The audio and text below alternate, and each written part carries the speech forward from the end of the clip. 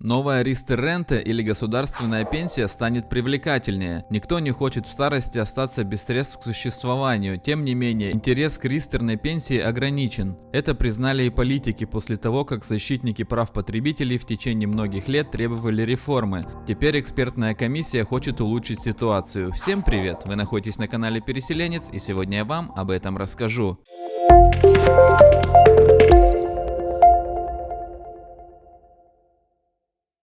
Пенсия Ристер существует уже более 20 лет, чтобы компенсировать снижение установленного уровня пенсии по решению тогдашнего красно-зеленого федерального правительства. Однако этот субсидируемый государством пенсионный продукт встретил немного нареканий. Критики видят и рассматривают его скорее как субсидию для банковской или страховой индустрии и фактическое урезание пенсии политикам. Кроме того, Ристер-пенсия подходит очень немногим. Это связано с тем, что существующие продукты обходятся вкладчикам слишком дорого за счет комиссий и администрирования. Это снижает доходность вкладчиков, а вместо этого обогащает банки и страховые компании. Кроме того, недостаточная гибкость продуктов из-за ограниченного государством риска также снижает потенциальную доходность. Поэтому неудивительно, что пенсионными продуктами пользуются гораздо меньше людей, чем предполагалось. Согласно последним данным, в 2022 году количество субсидируемых государством договоров Ристер еще больше сократилось. Впервые с 2012 года их число оказалось ниже 16 миллионов. Это следует из статистики Федерального министра труда и социальных дел. По оценкам министерства, доля недействующих договоров составляет от доброй пятой до чуть меньше четверти. Для того, чтобы впоследствии не голодать, необходимо дополнительное частное обеспечение по старости. Защитники прав потребителей выявили проблему задолго до политиков и уже на первый год добиваются поддержки нового старта частного страхования по старости. Ведь для того, чтобы потребители могли делать накопительные сбережения и дополнения государственной пенсии, необходимо обеспечить эффективное использование каждого сэкономленного евро. Защитники прав потребителей выступают за введение государственно организованной пенсионной системы. Со значительным опозданием этим вопросом занялось и нынешнее федеральное правительство. С этой целью была создана фокус-группа по частному пенсионному обеспечению. В нее вошли представители нескольких министерств, организаций по защите прав потребителей, предпринимательских союзов и Федерации профсоюзов Германии. Участники фокус-группы высказали ряд полезных предложений о том, как в будущем лучше и разумнее организовать субсидируемое государством частное обеспечение по старости.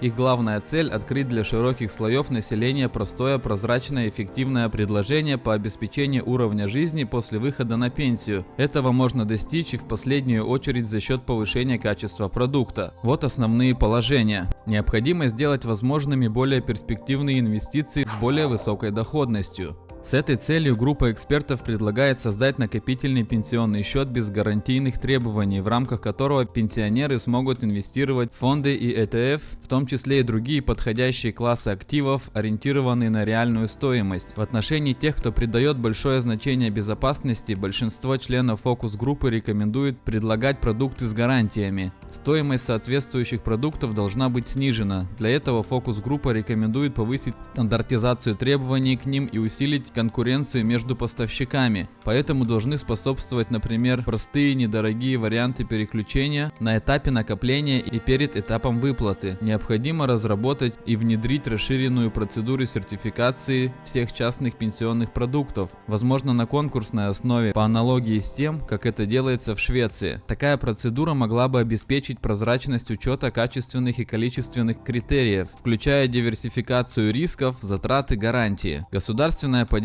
в виде выплаты прямых пособий и дополнительных налоговых льгот должна быть по сути сохранена, но усовершенствована. Речь идет о более понятных формах пособий, стандартном детском пособии 300 евро на ребенка, независимо от года рождения, расширении бонуса для начинающих карьеру и корректировке максимальной суммы, в которой вычет специальных расходов ограничивается 4% от предельного размера взносов на обязательное пенсионное страхование. В будущем субсидируемое дополнительное частное пособие обеспечение по старости будет открыто для всех трудоспособных лиц. Таким образом, расширение за счет самозанятых групп и лиц, имеющих право на поддержку, должно произойти не позднее, чем после введения обязательного страхования в системе обязательного пенсионного страхования с возможностью отказа от него для этих групп. На этапе выплат должна быть предусмотрена возможность более гибкого использования пенсионных накоплений. Помимо пожизненных аннуитетов, в будущем должны стать возможным более высокие частные выплаты. до сих пор максимум 30%.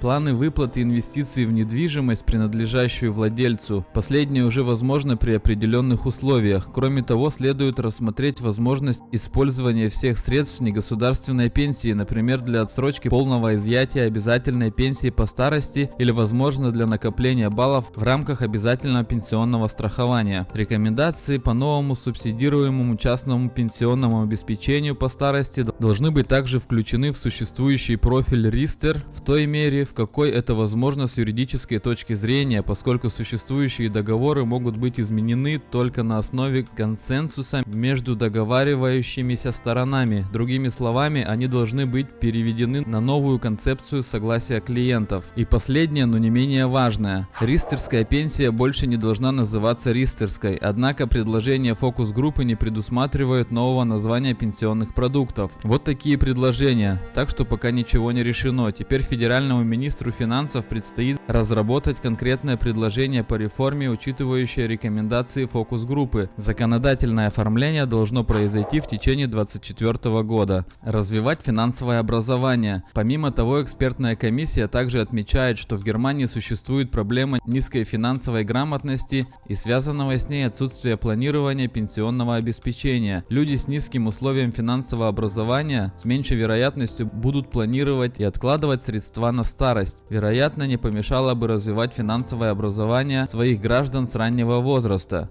Например, уже на школьных уроках, хотя фокус-группа не сформулировала этого прямо, но вероятно школьные предметы должны этому способствовать. Предварительная оценка. Предложенные изменения, направленные на создание более простых, дешевых, гибких, прозрачных и прежде всего более выгодных пенсионных продуктов, можно только приветствовать, они давно назрели. Расширение круга лиц, имеющих доступ к субсидируемому государством негосударственному пенсионному обеспечению, может быть интересными для частных лиц. Но несмотря на это, не мешало бы смелее отстаивать одну-две основополагающие мысли о государственной пенсии. Ведь если государственная пенсия будет более щедрой для граждан, то вышеупомянутые рассуждения о ристерской пенсии могут уйти в прошлое.